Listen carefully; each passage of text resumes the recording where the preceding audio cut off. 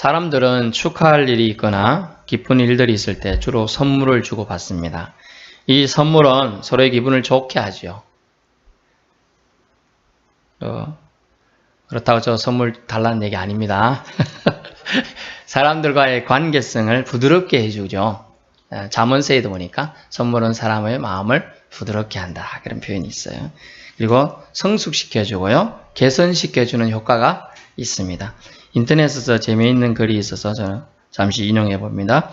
50대 부모님들이 제일 받고 싶어하는 선물이 뭔지 아십니까? 이런 질문이에요. 언제 그게 맞는지를 오늘 지금 보세요. 예전에는 효도 여행이었대요. 첫 번째가. 그 다음에는 공연 티켓. 저하고는 거리가 먼 것 같은데 저는 10년 동안 한 번밖에 안 가봤어. 그 다음에는 뷰티 상품. 이뻐지는 화장품이나 이런 종류가 봅니다. 그 다음에는 꽃바구니. 그 다음에 건강식품. 근데 자녀 입장에서 50대 부모에게 주고 싶은 선물이 있더라고요. 역시 아마 머니가 중요해서 그런 것 같아요. 건강식품. 좀 그래도 저렴하게 되니까. 그 다음엔 효도 관광이었어요. 그런 순으로 가더라고요. 좀 적게 되는 의미를 생각해 보죠. 근데 지금은 어떨까요? 지금은 뭐니 해도 머니라고 합니다. 돈이란 뜻이죠. 그런데 이벤트성이 가미된 순위가 나와 있어서 제가 말씀드려요. 첫 번째가 뭐냐면 50대 뿐만 아니라 이제 모든 부모님들이 받고 싶은 첫 번째가 돈으로 만든 케이크래요. 진짜 케이크 아니고요. 돈으로 케이크를 만들어가지고 딱 생일 케이크 차려갖고 딱 주는 거예요. 이걸 제일 좋아한대요. 두 번째, 돈으로 만든 티슈래요. 이렇게 뽑을수록 계속 돈만 나와요. 그리고 세 번째, 돈으로 된 방석이에요. 저는 돈방석이 제일 클 것 같은데 돈방석. 그 다음엔 4위가 돈으로 된 꽃다발이더라고요. 돈으로 꽃다발을 만들어가지고 주는 거였습니다. 인생에 한두 번이라도 이렇게 의미 있게 우리가 시간과 돈을 이렇게 한번 써보세요. 재밌을 것 같아요. 만원짜리 하면 돈 엄청 들어갑니다. 5만짜리는 수억이죠. 실제로는 그 정도 만들려고 하면. 예전에 저는 1,000원짜리로 좀 흉내내보려고 했는데 안 되더라고요. 그 1,000원짜리도 엄청 들어가요. 그렇습니다. 이 세상에서의 선물도 이렇게 좋고 그것만 생각해도 지금 제 돈 꽃다발 아니고 돈방석 아니고 또 돈 티슈 아니고 돈 케이크 아닌데 생각만 해도 제가 좀 기분이 좋아져요. 돈 생각하니까. 그런데 이 세상 선물은 단점이 있는데 그것이 이 세상에 국한된다는 거예요. 이 세상에. 그러나 하나님께서 주신 최고의 선물은 절대로 그렇지 않다는 거예요. 영원한 선물이기 때문이죠. 영원하기에 최고의 선물인 줄 믿습니다. 그러면 무엇 때문에 오늘 성령님이라 표현된 주의 성령이라 표현됐죠? 이토록 최고의 선물이 우리가 될 수 있을까? 우리에게. 첫째는 가난한 자에게 복음이 전해지게 되었다라는 거죠. 요한복음 15장 5절을 제가 읽어드리겠습니다. 요한복음 15장 5절. 나는 포도나무요 너희는 가지라. 그가 내 안에 내가 그 안에 거하면 사람이 열매를 많이 맺나니 나를 떠나서는 너희가 아무것도 할 수 없습니다. 아멘. 가난한 자에게 복음이 전해진다는 얘기는 무엇입니까? 가난한 자들에게 최고의 기쁨이 되는 소식이 전해졌다는 얘기이고 그것이 바로 복된 소식인 유앙겔리온이 되는 겁니다.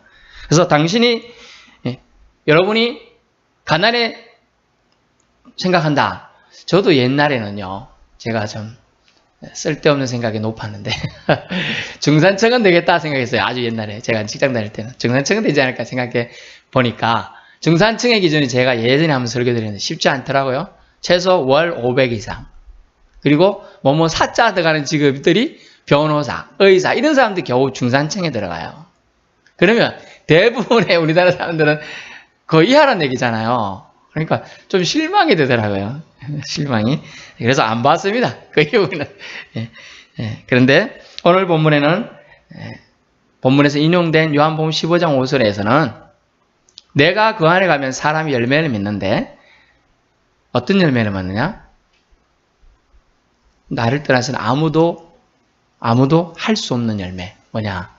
사람이 열매를 사람이 맺으면요. 제가 하나를 심으면 하나만 거둬요. 갈라디아 6장 7절에 사람이 무엇으로 심든지 그대로 거두리라. 근데 하나님의 법칙은 마태복음 보면 30배, 60배, 100배예요.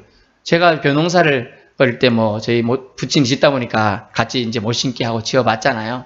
요만한 거 심었지만 모종을 해서 심었지. 나중에 보면 그 한 개에 얼마나 많은 나달이 달립니까? 100개만 되고 더 되죠. 수백 개죠. 하나님의 법칙은 째째하지 않다는 걸 알 수가 있어요. 그래서 복음을 접한 사람들은 다 부요해진다는 것이 놀라운 법칙이에요. 그래서 그게 최고의 선물이라는 거죠. 부요해진다. 가난이 부요해야 되고 풍성케 된다는 것이죠. 그래서 그러려면 제가 말씀드린 예수님 안에 있어야 된다는 거예요. 예수님 안에서 그 부요가 가치가 있다는 걸 말씀드린 거예요. 풍성하며 이 가난한 자에게 복음이 전해지며 이 뜻은 문자적으로도 맞습니다. 진짜로 가난한 사람들에게 복음이 전해지게 된 거고요. 왜냐하면 부자들은요. 내가 예수 믿을 필요가 뭐가 있느냐. 내가 하나님 믿을 필요가 뭐가 있느냐. 이렇게 저울질하죠. 세상 잣대의 기준으로 들이댑니다. 그러다 보니까 그들에게는 별로 메리트가 없어요. 오늘날 어때요? 예전에 제 한국교회 초창기 때는요. 교회가 모든 문화를 주도했습니다. 그러다 보면 교회 가면 모든 걸 배웠죠. 모르던 찬양도 배우죠. 모르던 한글도 배우죠. 모르던 수학도 배우죠. 또 세상적인 지식도 가르쳐주죠. 어려운 초콜릿도 먹어보죠. 이런 거. 그랬습니다. 옛날에는. 그런데 지금은요. 세상을 따라갈 수가 없어요. 교회가. 그러다 보니 메리트가 별로 없는 거예요. 그래서 교회에 잘 오지 않게 되죠. 이 가난한 자에게 복음이 전해진다는 얘기는 첫 번째는 문자적으로 가난한 자에게 진짜로 복음이 전해진다는 얘기예요. 두 번째는요. 마태복음 5장 3절에 있는 심령이 가난한 자에게 복이 있다네.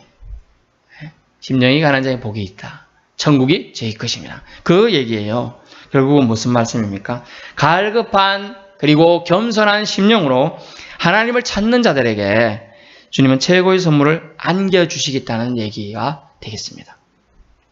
여러분이 가난한 심령입니까? 여러분은 이미 부요에 처하게 되는 거예요. 부요한 심령, 풍성한 심령을 소유하게 되는 겁니다. 근데요, 오늘 놓치지 말아야 될 부분이 있습니다. 오늘 정말 여러분 성경을 좀 더 알 수 있는 길을 여기서 하나님을 제 입술을 통하지만 하나님의 뜻을 듣게 되는 겁니다. 왜냐하면 우리 개역개정 성경에 빠진 부분이 있습니다. 그 부분을 제가 말씀드린 겁니다. 개역개정에 빠진 부분인데 to heal the broken hearted라는 거예요. to heal the broken hearted.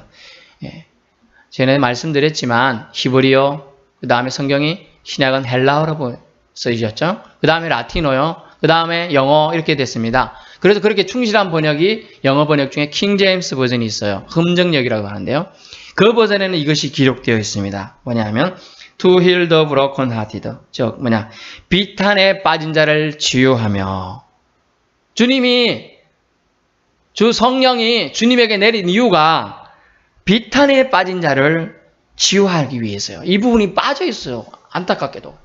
충실한 번역이 그래서 개역개정 지금 우리가 보고 있는 건 아니에요. 그래서 제가 추가 말씀드린 겁니다. 비탄에 빠진 것. 브로큰 하티드가 뭡니까? 심령이 깨지고 부서졌다. 누군가가 찌르고 누군가가 때리고 막 이렇게 상처가 나가서 정말 볼 수가 없을 정도 해졌다는 의미예요. 브로큰 하티드. 마음이 부서지고 내려앉아서 살 소망같이 없는 거 이런 말이에요. 그런 자들을 to the heal 치유하겠다. 얼마나 위로가 되는 말씀인지 몰라요. 여러분 그런 말씀 있죠. 만약 이런 마음들을 상심하고 우울증에 빠진 사람들이 이 말씀을 접했다면 치유가 일어납니다. 사실은. 그 사람들이 오늘 내가 죽으리라 작정하고 그랬는데 생각해봤어요. 그래도 오늘 가서 목사님이 무슨 말씀을 하느냐 한번 들어보고 죽으리라 했던 사람이 모아서 만약 비탄에 빠진 자를 치유하는 능력을 하나님이 너에게 부어주신다라는 메시지를 듣는다면 그들이 살아난다는 거예요. 주님이 그 사람을 영혼을 살리실 줄 믿습니다. 이는 주께서 영육간의 위대한 치료자임을 오늘 말씀해 주고 있는 겁니다. 두 번째 내용은 포로된 자에게 구원을 선포한다라는 얘기죠. 포로된 자에게. 우리 표현에는 조금 그래서 제가 조금 정정해서 표현하고 있습니다. 번호침 말씀 보면 나를 보내사 포로된 자에게 자유를 이렇게 되어 있어요. 근데 이것을 조금 더 원문에 가까이 보니까 포로된 자에게 구원이 옮겨짐을 이렇게 되어 있어요. 구원이 옮겨짐을. 그래서 요한복음 8장 32절이 뭡니까? 진리가 너희를 자유케 할지니 이렇게 돼 있어요. 자유가 즉 진리 대신 예수님을 소유하면 자유를 여러분이 누리게 된다는 얘기해야 돼요. 육체적으로 사실 이 본문은 이사야 61장에 예언된 말씀이에요. 그 말씀을 예수님께서 회당에서 회당장이 넘겨준 책에 의해서 쓰게 된 본문이죠. 읽게 된 본문이에요. 그런데 그 본문에 포로된 시대가 언제죠? 바벨론 포로 시기를 말하고 있어요. 거기서 이제 벗어나게 될 것을 암묵적으로 말씀해 주시면서요. 또한 영적인 포로 상태, 즉 그 상태에서 자유가 생기게 되는데 그것은 본문에는 자유라고 번역되지만 구원이라고 번역해야 됩니다. 사실은. 생각해 보세요. 출애굽하면 우리가 어떻게 생각하면 출애굽. 애굽의 노예 상태에서 벗어났다.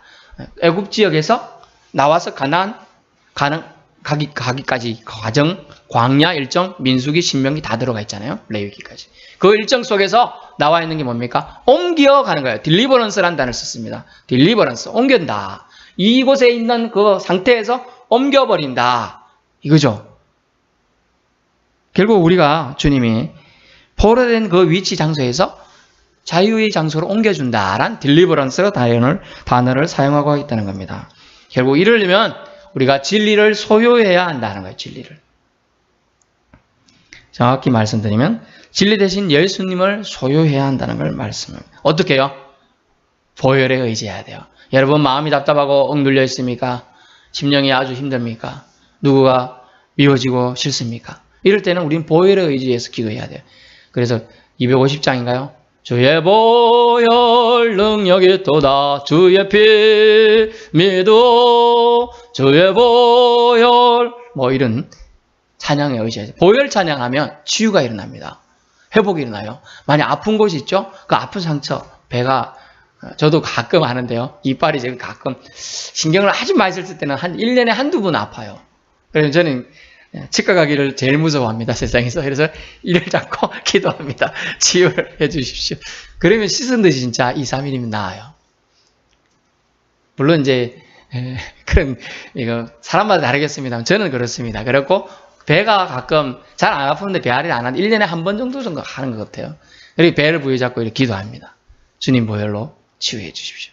한번 해보실 수 있기 바랍니다. 어차피 우리는 시도하면 50%의 가능성, 하지 않으면 빵입니다. 빵 프로.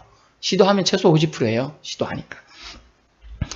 그래서 이 포로된 상태에서 옮기는 게 뭐냐? 우리는 잘 세부적으로 보면요.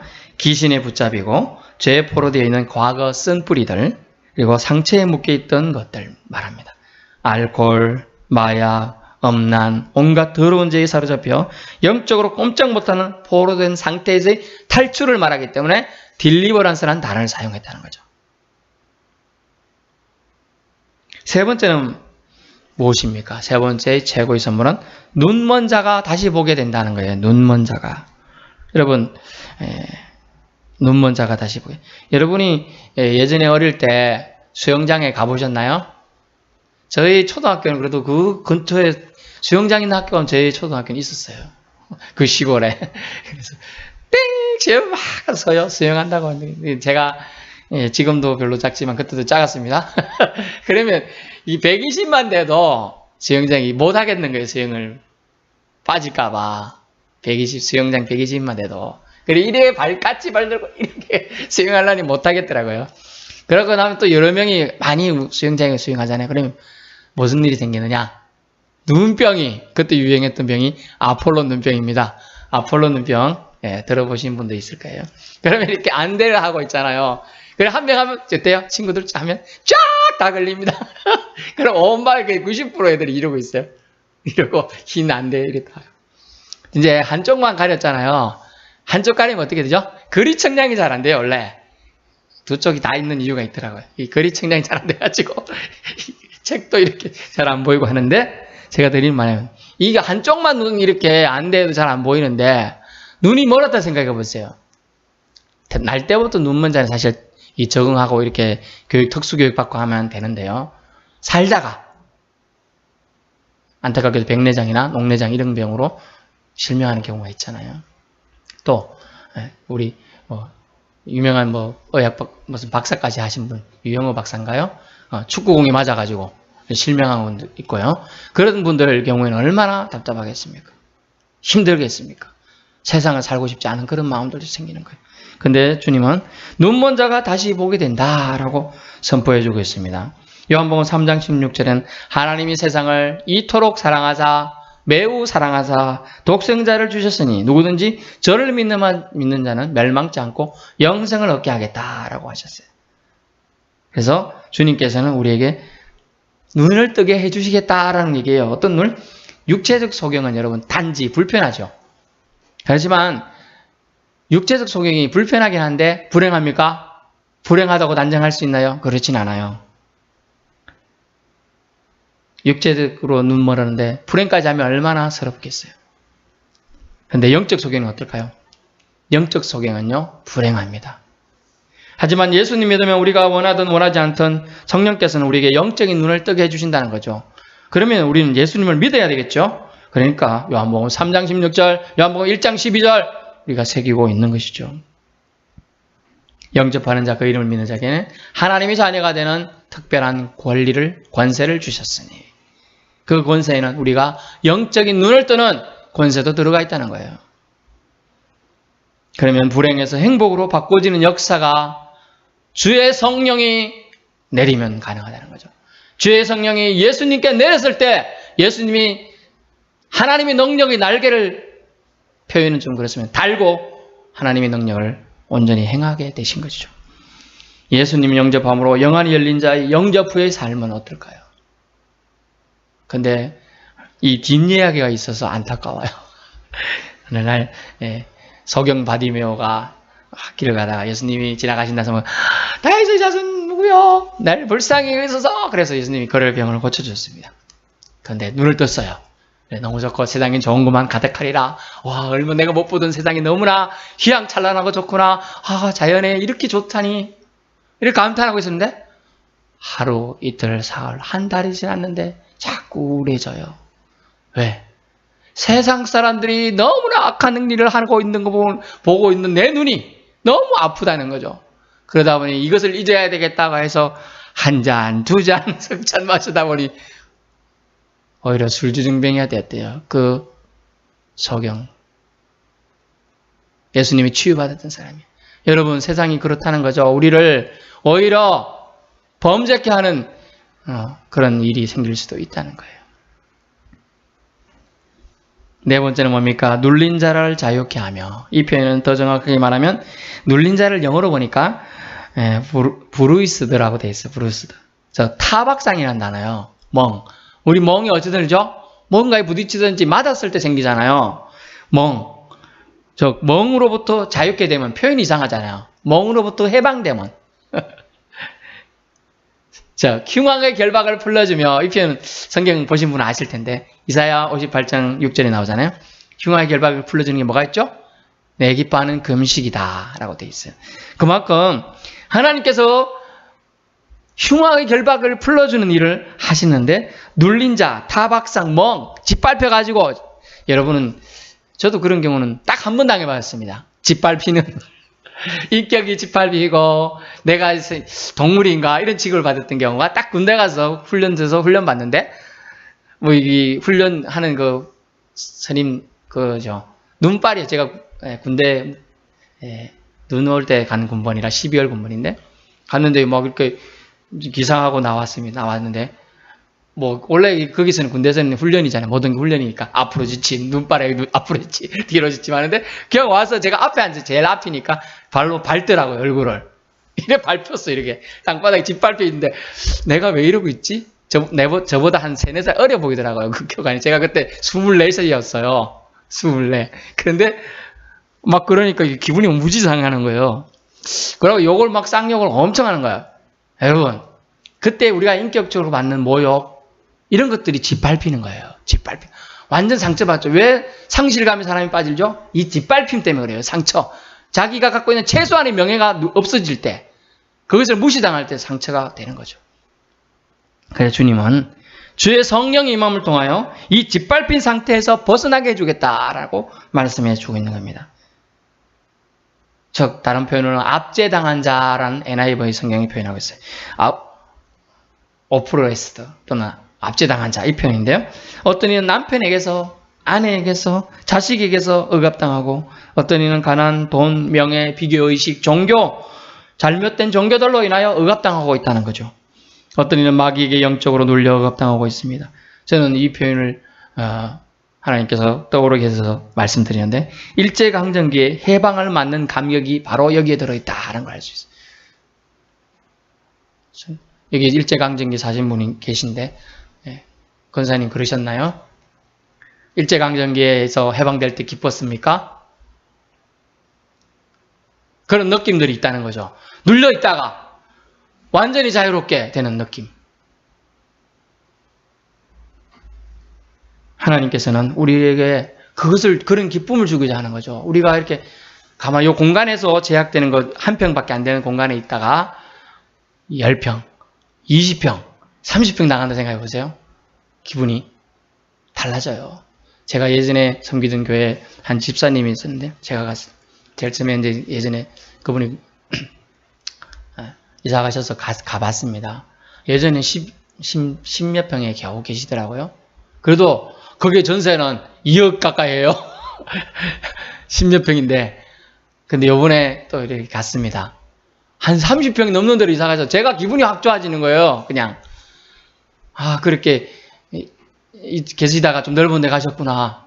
기분이 좋아요. 물론 대출을 해서 했다가 하는데 하더라고요. 그런데 제 기분이 좋아진다는 건 뭡니까? 그분들도 얼마나 기분이 좋겠어요. 눌린 자, 뭔가에 눌려갖고 있는 상태에서 이게 없어지는 거라니까요. 너무나 기쁘는 거죠. 그래서 우리는 잘못된 공산주의 사상으로 북녘 땅의 동포들이 지금 이런 상태에 있어요. 그러므로 북녘 땅은 북한 일이지 왜 우리가 신경 써야 되나 이런 생각하지 마시고 큰 기도를 드리시기 바랍니다. 그러면 자잘한 기도는 하나님 알아서 다 들어주신다는 거예요. 큰 기도를 드릴 때 사무엘처럼 멋진 기도, 민족을 위한 기도, 그런 기도를 드려야 되는 거예요, 사실은. 그러면 북녘 땅의 동포들에게도 예수님이 선거되게 해주십시오. 북녘 땅의 동포에도 복음으로 하나 되는 날이 오게 해주십시오. 이런 기도를 드린다면 북녘 땅에 복음의 계절이 속히 조금이라도 당겨질 줄 믿습니다. 우리는 기도의 자리에서 평화적이고 자주적인 통일을 위해 꼭 기도해야 한다는 걸 알 수 있습니다.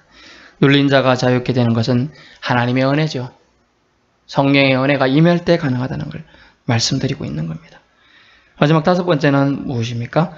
주의 은혜의 해를 전파하게 하신다라는 표현이 나옵니다. 이것은 레위기 25장 8절에 있는 말씀을 인용한 부분입니다. 주의 은혜의 해가 무엇인가요? 신앙생활 좀 하신 분은 아시겠지만 희년을 상징합니다. 희년. 희년은 77주, 즉 7주가 있는 것도 있고요. 또 7 곱하기 7을 해가지고 49년이잖아요. 그 다음에 50년째 되는 해를 희년이라고 합니다. 즉 제사장들이 그 땅 전역에 나팔을 불어서 희년을 선포하면 어떤 일이 벌어졌느냐? 노예로 살던 사람은 풀려나고 예전에 돈 없어가지고 땅을 저당 잡히고 처음에 어떻게 되죠? 나는 저당 잡히죠. 나중에 꼭 찾아오리라 생각하지만 그 저당을 못 찾아오는 경우 많잖아요. 또 예전에 우리가 어렵게 살다가 보면 이게 반지 어려워서 이제 맡기잖아요. 금은방에 맡기기도 하다 나중에 찾으리라 하고 맡기지만 못 찾아오잖아요. 근데 희년을 선포하면 심지어 땅까지 남에게 넘어간 땅도 다 돌려와요. 다 돌려받게 되는 거예요. 얼마나 좋은 날이니, 좋은 해인지 몰라요? 50년째 되면, 근데 50년까지 산다. 자, 20살에 맡기면 70살이에요. 30살에 맡겨도 80살이에요. 근데 하나님은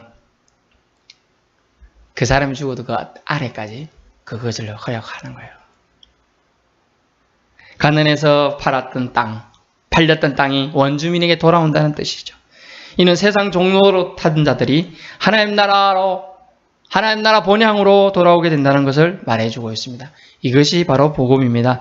희년의 규례는 예수님께서 오심으로 말미암아 인류가 사망과 죄로부터의 자유함을 얻음으로 온전히 성취됨을 뜻해 줍니다. 결론입니다. 무엇이 복음인가요? 무엇이 복음이에요? 무엇이 최고의 선물이에요? 그것은 첫 번째 주 예수님께 성령이 임하심을 복음이었어요. 그 다음에 성령의 임함을 통해 예수님이 오신 목적대로 사명을 완수하게 됨이 복음입니다.